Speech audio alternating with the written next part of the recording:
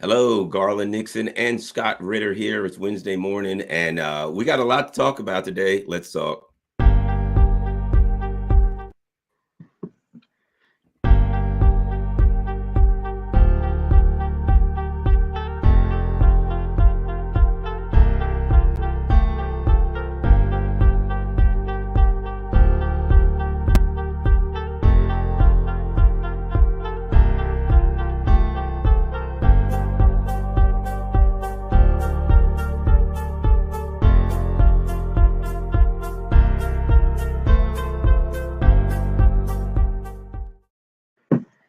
Hello, good morning. It's Wednesday morning, and it's our normal battlefield update, as we call it.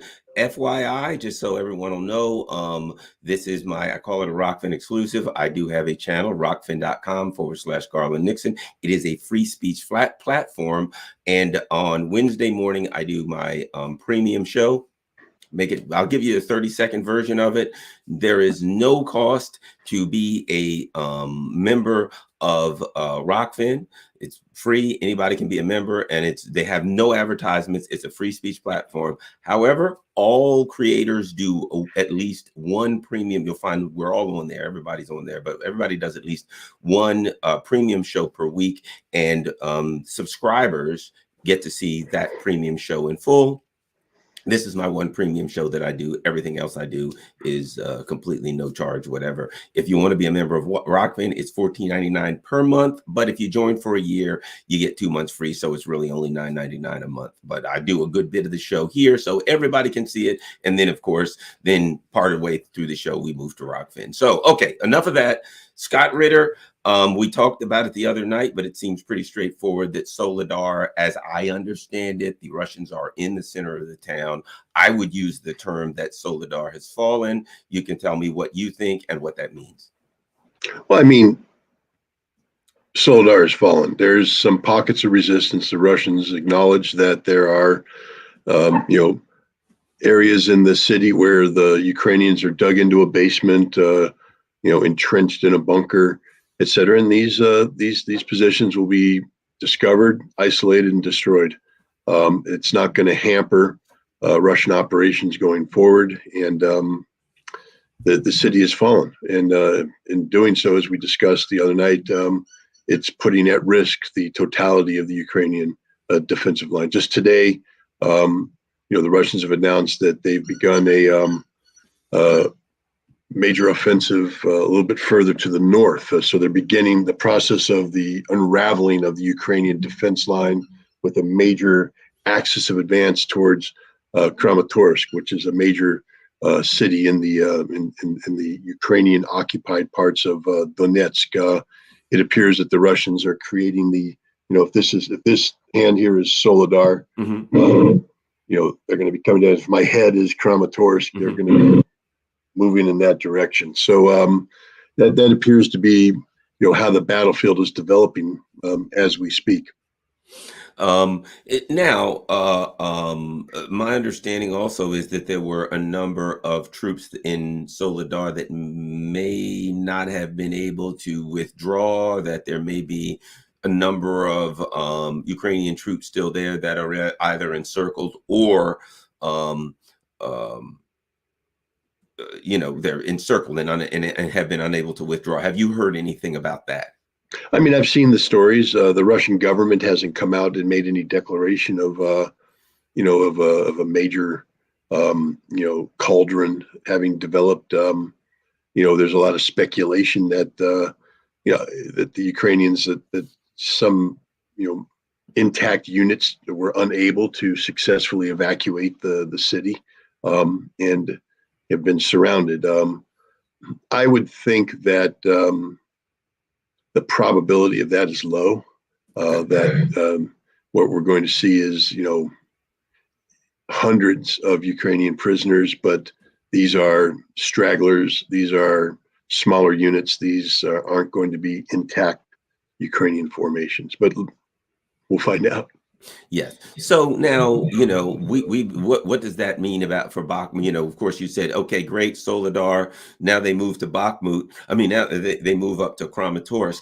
that stuff is way past Bakhmut. What does it say for Bakhmut if, you know, if the Russians are like, in a way, passing you by per se? Aren't they kind of encircling you in a broader way? I mean, what is it? What are you thinking now? If you are in charge, if Scott Ritter, you're in charge of the troops, the Ukrainian troops in Bakhmut, how are you going to deal with this? Or are you just going to get out?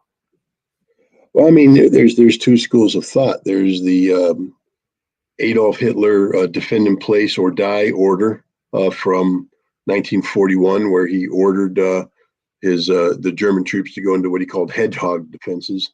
And they just basically fortified themselves in place and let the Soviet assaults break their back on these hedgehogs. And it worked. The hedgehog defense, I mean, of course, some were overrun, some were isolated and had to surrender. But by and large, the hedgehog approach broke the momentum of the Soviet advance and enabled the Germans to maintain their line. Bakhmut is a inherently defensible location, conducive for being converted into a hedgehog. The problem is, are there other locations on the Ukrainian front that can do that? And what happens if the Ukrainians convert into a hedgehog and the Russians simply say, thank you, and they bypass and penetrate deep like the Ukrainians did to the Russians in Kharkov? You know, so I don't think the hedgehog defense option is a viable one for the Ukrainians. Keep in mind that Zelensky knows that he has, you know, anywhere, I mean, up to potentially 60, 70,000 troops in a training pipeline that are being trained, and then they're going to be equipped with this equipment that's being brought in from various nations. So, and he alluded to this about Soledar. He said they were buying time for us to build up our strength. So I think that the Ukrainian concept right now is to buy time to build up the strength, but you don't want to, in the process of buying time, sacrifice everything. Mm-hmm. You know, they paid a heavy price for trying to hold on to Soledar. The numbers of casualties, I think, are going to be measured in the tens of thousands. And if they decide to hold on to Bakhmut, the casualty level will easily reach that or more. So, you know, there's a balance that has to be made. If your goal is to buy time until this new force is trained and then consolidated and then brought forward, what's the best strategy for that? A hedgehog defense or a mobile defense, one where you fall back and force the Russians to once again engage, et cetera. The last thing I think the Ukrainians want to do is create an opening in their defensive lines that the Russians can exploit. So I think if Bakhmut falls, and I think it's going to, that you're going to see the Ukrainians fall back to a second and third line of defense, all in an effort to stall the Russians until which time these new forces can be brought to bear on the battlefield. You know, that brings something to mind because we discussed over the course of the first 9 months, you know, when the Russians were, I mean, excuse me, when the Ukrainians were building up so they could have a lot of forces in, say, August, September, and they could, you know, make a few moves and they could wander into some territories that the Russians didn't have enough people to defend, and they could get some pretty good public relations victories, if nothing else. Okay. Now, I'm reading on, you know, and you can correct me if I'm wrong, reading a lot of stuff on Telegram, a lot of stuff all over the place about training, and apparently some of interviews from people on the Ukrainian side who were saying that a number of the troops that they have are people who now, some have 3-4 weeks of training. And as you know, for as far as, I'll put it like this, you know, I was in law enforcement. Our academy was 6 months long. I wouldn't even dream of sending a police officer out of the academy after 3, 4, 5 weeks. And after 6 months, you had to go work with a seasoned officer for like a year. You are literally a training officer. Well, and that's not in the military. So I cannot imagine, to me, it's a joke to get somebody. I could barely teach somebody how to shoot a gun properly and, you know, to find cover and defend themselves physically in 3 weeks. Really couldn't do it. So when we talk about buying time for more troops, when we talk about reinforcing troops from here and there, when you're dealing with troops that are really green as grass. You know, to what? How long do you keep doing? Okay, we're going to hold out till we can get some more guys who we yanked off the streets and gave 3 weeks of training. It doesn't seem like a very good. I mean, how long can you keep doing this, Scott, before it just you know, flops on you? Well, let's put it this way: in the Marine Corps, the basic training is 13 weeks, and then once, and that just basically turns a civilian into a Marine. But you're not a combat capable Marine at that point in time. If you're in the combat arms, you didn't have to go to what's called your AIT, or Advanced Individual Training. And depending on what you're doing, that's, you know, another block of time. But let's say you finally get all the basic and advanced training done. You are still wet behind the ears. You don't know anything. You're put into a Marine Corps battalion, which will absorb you, and you're going to be sent to a squad or a fire team, where you're going to be the junior member, but you're surrounded by experienced Marines whose job it is to train you how to be a member of this squad, a member of this platoon. And generally speaking, you're going to join that unit somewhere in a 6-month training. Most units don't enter an operational phase still receiving green troops. You're going to receive your troops at a minimum of 6 months outside of your deployment. So they have 6 months. So it's going to take a minimum of 6 months, and probably even longer, because that's 6 months supposed to be real training. So 6 months to train them how to be a member of the unit, then 6 months how to function as a unit before you go to war. So in short, to create a Marine capable of deploying overseas and functioning in an effective way, we're talking about a year and a half. And even then, you're still a rookie. Well, let me ask you this, Scott. Not zing over your head yet. And does that include, because again, when you're talking about, you know, when I watch these, you know, I was watching online these, this was like a year ago in Belarus, they were doing these things, but it included like units moving together, and you know what I mean? Like combined units and brigades doing this and this division's doing that, acting all together, as opposed to, okay, we got a bunch of soldiers here. They know what to do. They know which end of the, basically which end of the gun to point towards the enemy and the direction to run, as opposed to on the other side, you got people who have like, who are highly trained. Anyway, your thoughts on that? No, I mean, this year and a half figure I've talked about incorporates at least one rotation, probably more, through what they call CACs, the Combined Arms Exercise, Right. where you come in and you are working with artillery, you're working with armor. Not anymore. We got rid of our tanks, but light armored vehicles, etc. And a combined arms for, you're calling in airstrikes, and it's all live fire, so that you're training as you're expected to fight.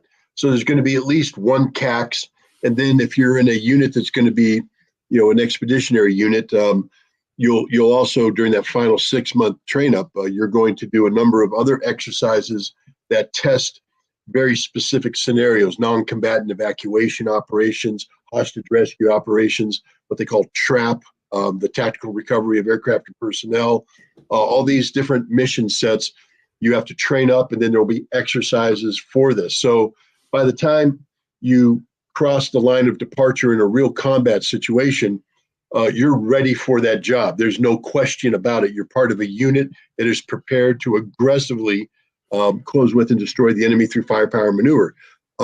That's not what you're creating with these Ukrainians. You have some capabilities, but they're still very green.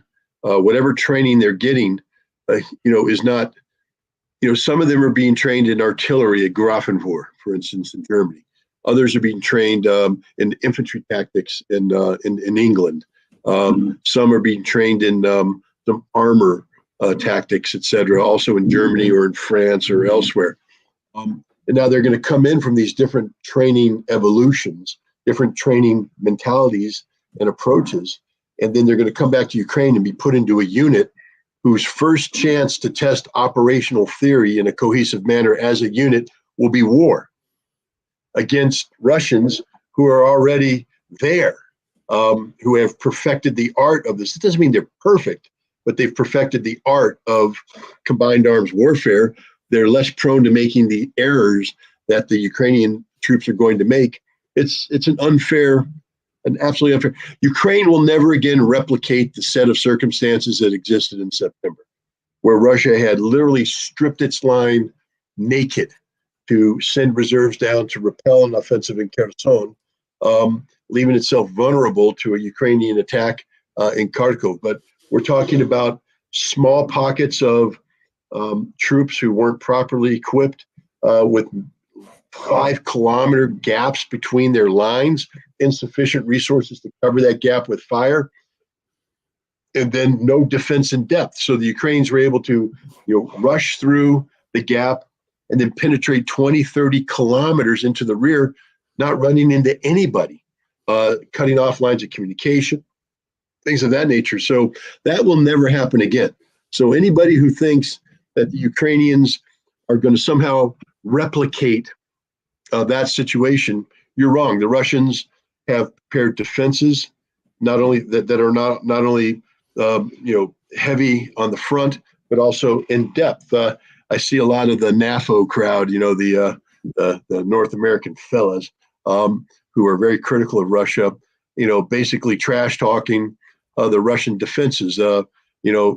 Like there a photograph of the Russians actually creating a defensive belt at a critical road juncture that was 15 kilometers behind the lines.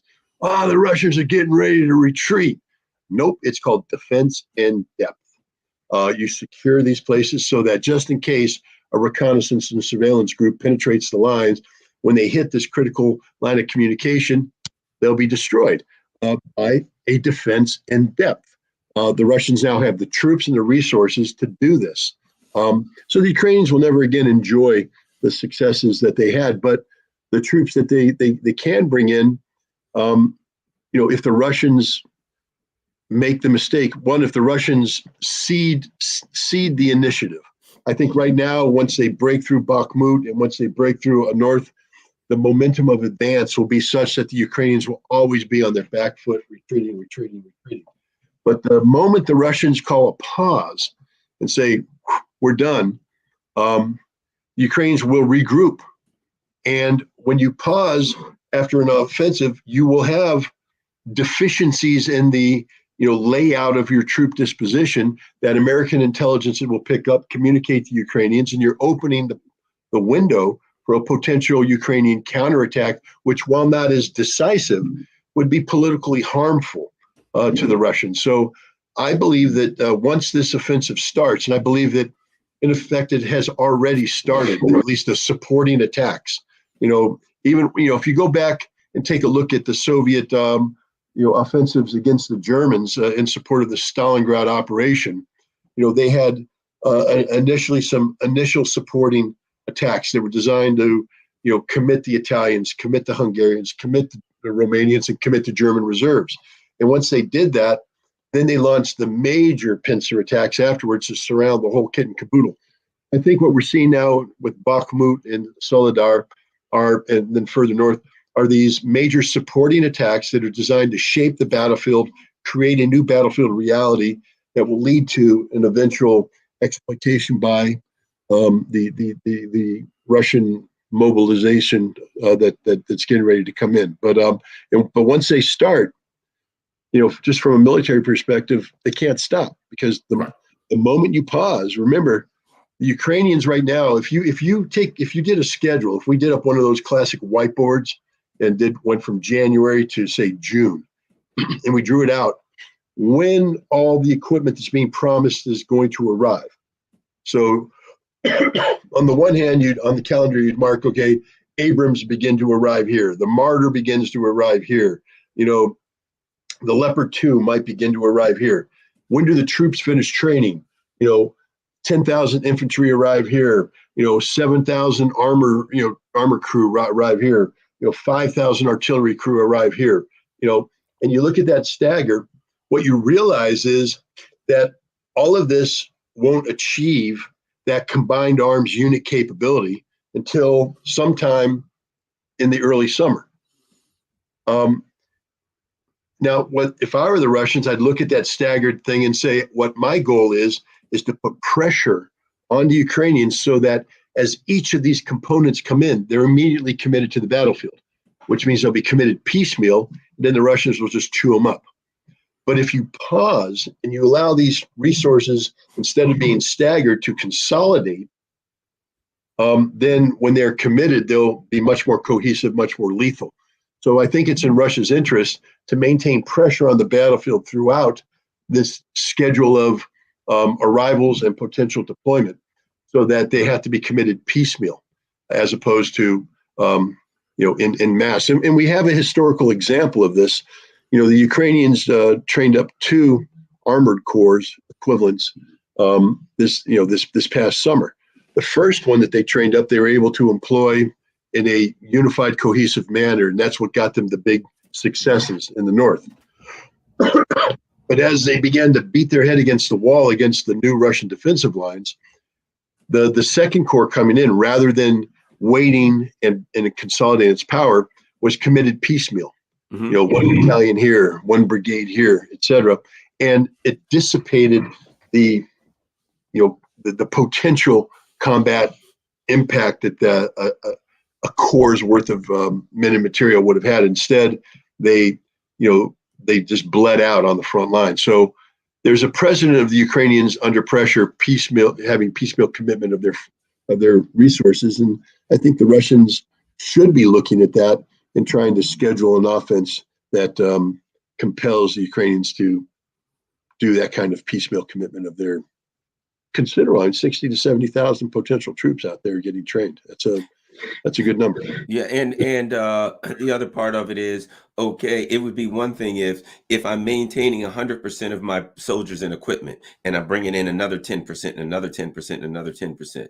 But if I'm losing 10 and 12%, 15%, every time you bring in 10%, if I've lost 12% of my equipment and people, and you bring in another 10%, I'm still 2% under.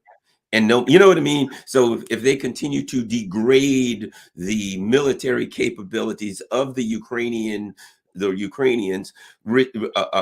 what you're bringing in, A, is replacing things that's been destroyed, but B, you've destroyed more than they can replace, so they're constantly swimming backwards. Right. I call it military math. It's burn rate and replenishment rate. Obviously, the burn rate is the speed in which resources are being consumed, both manpower and equipment.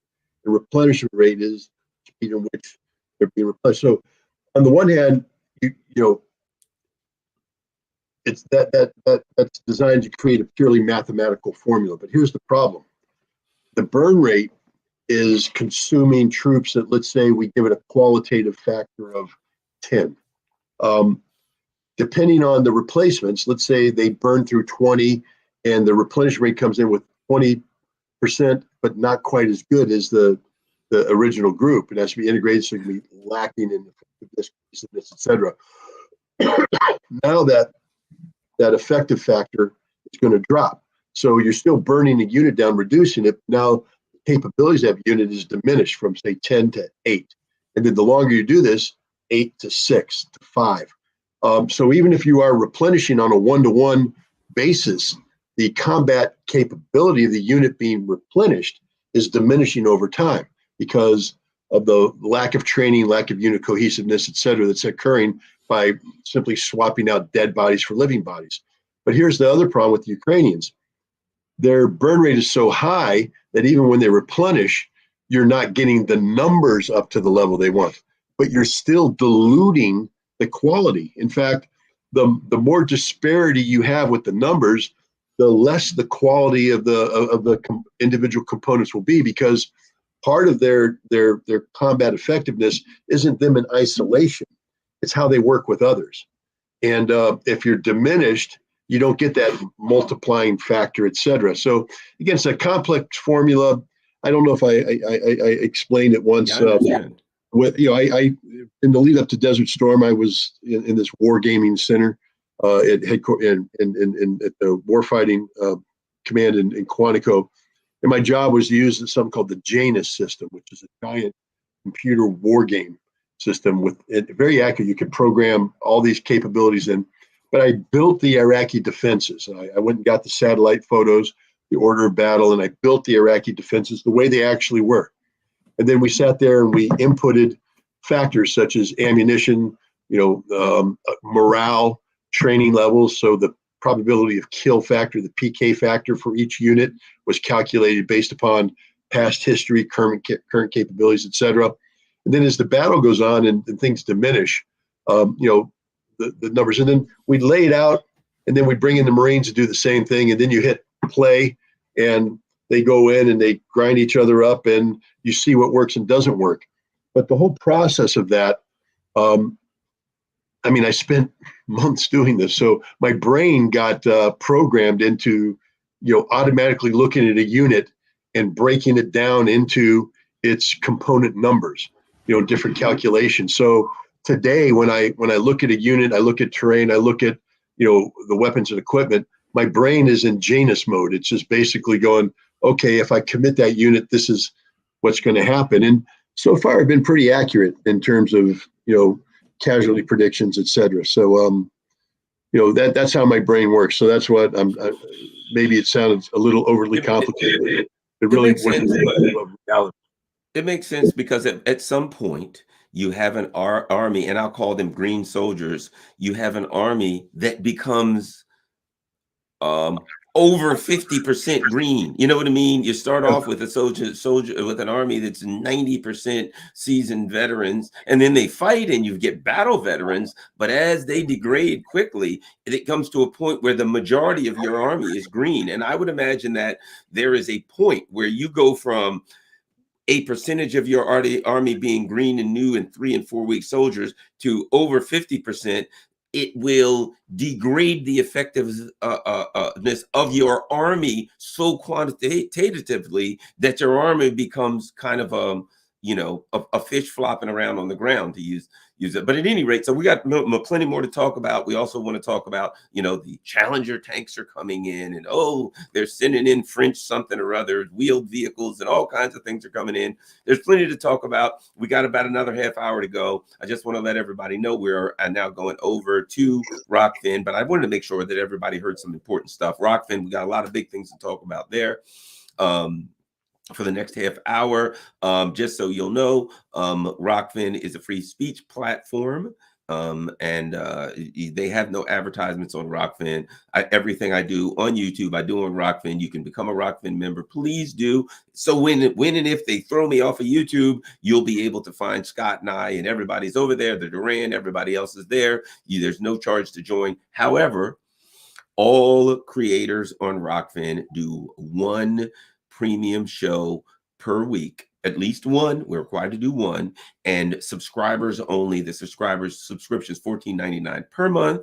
But if you get a year, it's only $9.99 a month, because they give you a couple of months free. And the reason being, it's a free speech platform, but they have no advertisements. And subscribers, which is a choice, subscribers allow them to have a great platform, free speech. They don't say anything. They don't throw anybody off. They don't do any of that stuff. And they don't have advertisements, so you don't have to deal with that crap. So those who can afford it, I certainly appreciate you helping out, keeping Rockfin on the air, keeping the show on the air.